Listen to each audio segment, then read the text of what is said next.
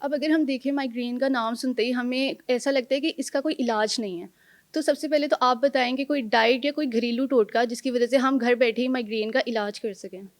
Migraine का अगर आपको इशू है तो सबसे पहले हुँ, आपको न्यूरोलॉजिस्ट को दिखाना चाहिए जी। ताकि अंडरलाइंग इशू को रूल आउट किया हुँ, जा सके। हमारे यहाँ अनफॉर्चुनेटली पेनाडॉल, पैरासिटामॉल, डिस्प्रिन का हम इस्तेमाल शुरू कर हुँ, देते हैं, ये सोचते ही नहीं है कि क्या पता कोई न्यूरोलॉजिकल रीज़न हो। हुँ, अब अगर आपको कोई न्यूरोलॉजिकल रीज़न है, माइग्रेन की दवाइयाँ भी ओवर द काउंटर हुँ, हम लेना शुरू हो गए हैं। हम मैं नाम नहीं लूँगी, जी। लेकिन माइग्रेन की कई दवाइयाँ जो, जैसे बड़े भाई को माइग्रेन है तो छोटी बहन को भी माइग्रेन हुआ, उसने वही दवाई जो भाई को दी हुई थी हुँ, वो खाना शुरू कर दी, ये सोचे समझे बगैर कि न्यूरोलॉजिकल रीज़न हो हुँ, सकता है।